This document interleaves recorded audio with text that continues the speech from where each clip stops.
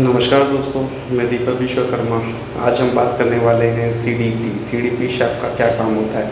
CDP chef मतलब chef दी party, सी chef, D मतलब DET और पार्टी। ओके, आप लोगों को ये समझ में आ गया होगा सीडीपी का फुल फॉर्म और सीडीपी शेफ़ का क्या काम होता है। आज हम आप लोगों से यही बात करने आए हैं। चलिए दोस्तों, शुरू करते हैं। तो सीडीपी शेफ़ के बारे में ज़्यादा कुछ नहीं, आप लोगों को मैं ये कुछ काम बताऊंगा जो कि माइनरी काम, कुछ ज़्यादा काम नहीं बताने वाला हूँ क्योंकि उनके बहुत ज़्यादा काम होते हैं। सीडीपी शेफ़ के एक डेली टास्क को पूरा करने के लिए उन्हें 23 काम पूरे करने ही होते हैं, डेली के डेली। आप लोगों की ये बात अच्छे से समझ में आ रही होगी। तो चलिए मैं बताता हूँ आपको पहला काम क्या होता है। पहला काम होता है कि अपने सूस शेफ़, जो सीडीपी का सीनियर होता है, अपने सूस शेफ़ की बात को हमेशा रिस्पॉन्स करना उसकी ही रिस्पॉन्सिबिलिटी है कि वो सूस शेफ़ क्या कह रहा है क्या नहीं कह रहा है, उसे हमेशा सुनना, उससे कोई आर्गुमेंट नहीं करना पड़ेगा।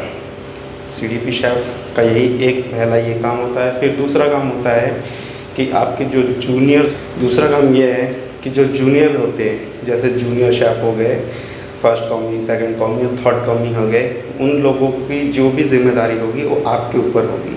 वो सारी जिम्मेदारियां आपको ही देखनी है, क्योंकि अगर कोई गलती करता है तो आप ही सुनोगे और दूसरा कोई नहीं सुनेगा। फिर उसके बाद में तीसरा काम आता है, आपको पूरे मेन्यू के बारे में मालूम होना चाहिए। आपके पास जो भी मेन्यू है, होटल या रेस्टोरेंट किसी भी जगह पे अगर आप सीडीपी शेफ़ है तो वहाँ पे जो मेन्यू है उस मेन्यू के बारे में आपको अच्छे तरीके से नॉलेज होना चाहिए। आप लोगों को मेन्यू के बारे में अच्छे तरीके से नॉलेज होना चाहिए। अगर आप इंडियन के शेफ़ है तो आपको पता होना चाहिए कि इंडियन के मेन्यू में क्या क्या है क्या नहीं है। और आपका चौथा काम यह है कि अगर आप एक सीडीपी शेफ़ हैं तो आपको स्टोरिंग, रिसीविंग, परचेसिंग के बारे में सब कुछ मालूम होना चाहिए। और कब ऑर्डर करना है, कब किस टाइम पे करना है, कैसे करना है ऑर्डर, कैसे रिपोजिशन दी जाती है, आपको मालूम होना चाहिए। दूसरे सीडीपी शेफ़, ये थी कुछ बातें जो सीडीपी शेफ़ होते हैं, उनके ये काम होते हैं जो कि उनको करना ही करना है। डेली टास्क पूरे करने पड़ते हैं।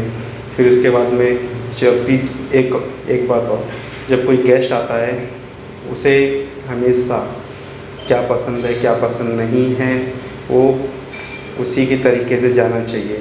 और रही प्रेजेंटेशन और प्रिपरेशन, ये भी आपको मालूम होना चाहिए।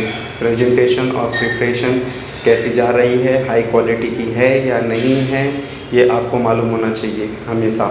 और ऐसा नहीं है कि अगर आपने एक पनीर बटर मसाला बना दिया तो उसमें उसको ऐसे ही भेज देंगे। उसे हमेशा गार्निश करके भेजें और अच्छी क्वालिटी का और एक बढ़िया तरीके से ही जानी चाहिए, तभी आप एक सीडीपी शेफ़ की पोस्ट पे काबिल होंगे। ये थी कुछ हमारी सीडीपी शेफ़ के काम थे ये, जो उन्हें होने चाहिए। और कुछ हैं तो एक बात और मैं बता देता हूँ। एक बार मैं एक चीज़ और, जब सीडीपी शेफ़ होता है तो उसके हमेशा ड्रेसिंग सेंस प्लस उसके बाद में उसके जूते, नाखून, और उसके बाद में उसके बियर्ड्स और बाल हमेशा कटे हुए होने चाहिए, जो कि उनके जूनियर देख के वही सीखे। ऐसा नहीं कि तुम्हारे जूनियर तुम्ही से सीख रहे हैं और बेकार सीख रहे हैं, तो आप अच्छे सीडीपी शेफ़ नहीं बन सकते। एक अच्छा सीडीपी शेफ़ बनने के लिए हमेशा आपको अच्छे से प्रेजेंट करना पड़ेगा अपने आप को सामने, सभी के सामने, तभी आप एक अच्छे सीडीपी शेफ़ बन सकते हैं। सीडीपी शेफ़ का यही मेन काम होना चाहिए और ये होता है, ये आपको क्या बनाता है एक सीडीपी शेफ़।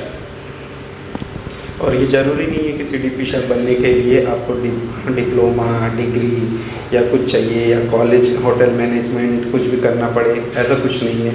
आप सीडीपी शेफ़ एज एक्सपीरियंस के तरीके भी बन सकते हैं, लेकिन आपको सीडीपी शेफ़ ही तो नहीं रहना है, सीडीपी शेफ़ के ऊपर भी जाना है। तो आप होटल मैनेजमेंट करिए, डिग्री लीजिए, डिप्लोमा लीजिए, उसके बाद में एक बढ़िया वर्क करिए, उसके बाद आप बन सकते हैं।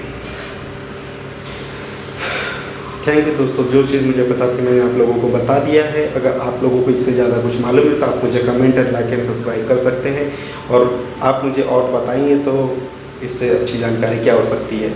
Thank you.